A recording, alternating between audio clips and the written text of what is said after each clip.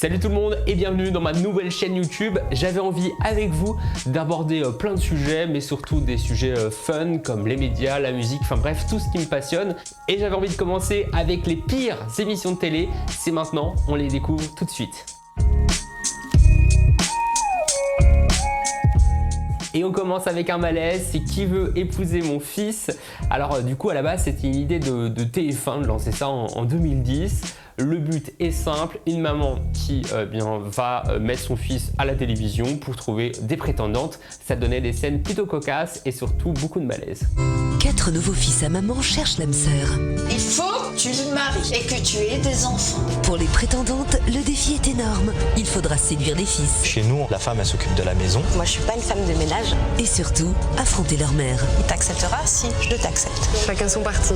Alors au début, les audiences elles explosent parce qu'en vrai dans l'idée, l'idée est folle et comme toujours TF1 va beaucoup miser sur ses publicités. Ça fera quand même au premier épisode 4,2 millions de téléspectateurs et ensuite ça ne fera que dégringoler. Il n'y a eu que quelques émissions tournées, ils ont très vite abandonné l'idée quand ils ont vu que c'était très compliqué. Sa valise, elle va la prendre.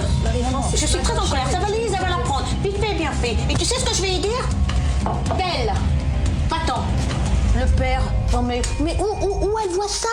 Dans quel quartier elle vit? La maman. Et puis il y a aussi autre chose qui a marqué la télévision, c'est Love Story. Vous connaissez tous cette télé-réalité. C'est un peu l'histoire marquante de la télé-réalité. Et il y a eu notamment beaucoup de scandales, beaucoup de scènes chocs, notamment cette scène très connue.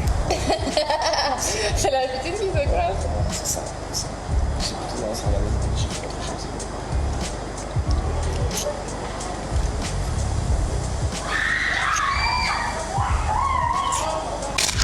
Loana et Jean-Edouard, la scène de la piscine, c'est sans doute l'un des épisodes les plus commentés, les plus regardés de Love Story. On le retiendra pour les bons, pour les mauvais côtés.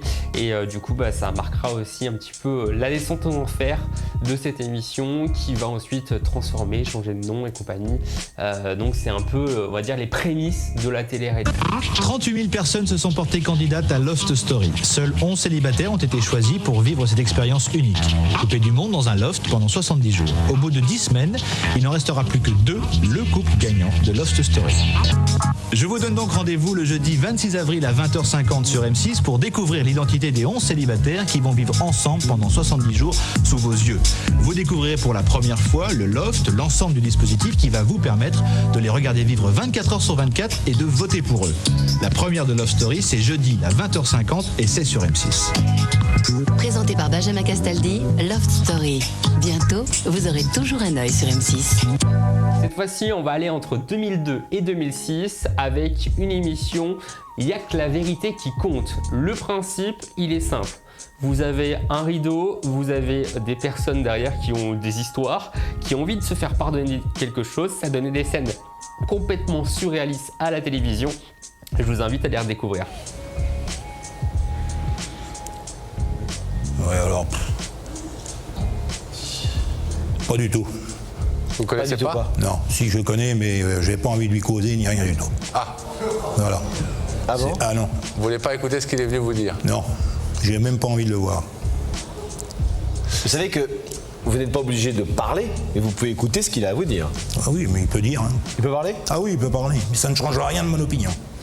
Ah oui. Ah oui, c'est clair et c'est net.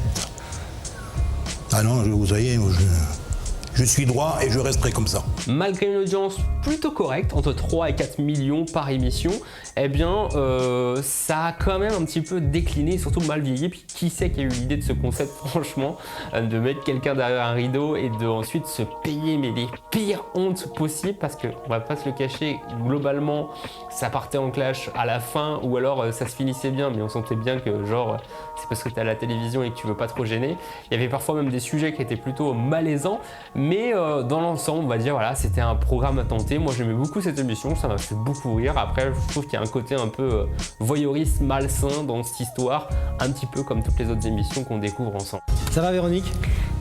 Ça va. Véronique, il y a combien de temps que vous n'avez pas vu votre fils?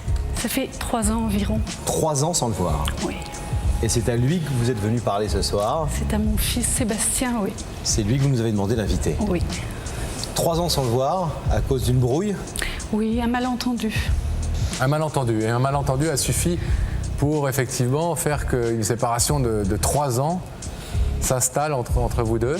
Oui. C'est avant l'été. Est-ce que vous avez réfléchi à qui peut être J'ai derrière réfléchi pas très longtemps quand même. Je me doute un petit peu de la personne. Ouais. Et vous vous êtes déplacé quand même? Oui. Pour écouter? Par curiosité. Un homme, une femme? Une femme. Une femme. Je vais l'écouter. Vous êtes venu ici en ayant des forts soupçons sur le fait que c'était votre maman qui vous invitait? J'étais à 90% sûr que c'était elle. Donc vous êtes quand même venu pour aussi écouter ce qu'elle avait à vous dire? Je suis venu pour écouter. C'est à vous, Véronique. C'est à vous. Sébastien, Ouais. mon cœur, je t'aime. Je voulais déjà te revoir. Tu nous manques terriblement. La vie sans toi, c'est pas la vie, tu le sais. T'es unique. T'es unique, Sébastien. J'ai peut-être mal compris ce que tu voulais me dire. Mais tu dois pas nous laisser comme ça, Sébastien. Notre vie, maintenant, on l'imagine. On espère que bientôt, tu nous présenteras quelqu'un, que je serai mamie à mon tour. Et puis tu dois savoir qu'on t'aime, Sébastien. On ne peut pas vivre sans toi. J'aimerais parler maintenant de l'émission Impossible. C'est toujours sur TF1, excusez-moi pour la chaîne, hein, mais j'ai choisi en fait des émissions franchement qui sont compliquées. Pour le coup, cette émission elle porte bien son titre, l'émission Impossible. Pour vous remonter un petit peu l'histoire, il faut remonter en 1992-1993, c'est les débuts de Arthur. On va dire que c'est pas forcément le meilleur lancement pour lui.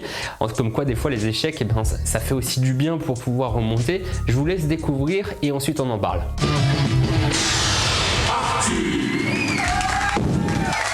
Tu as vu? C'est gentil. Merci Gisèle.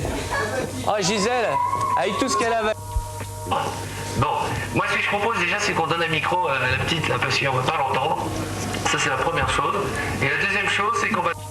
Ouais, le soleil vient de se lever, encore une belle journée. Ok, coupez, non c'est n'importe quoi. Enfin, c'est si bon de te voir. Il y a eu seulement 29 épisodes tournés justement de cet univers.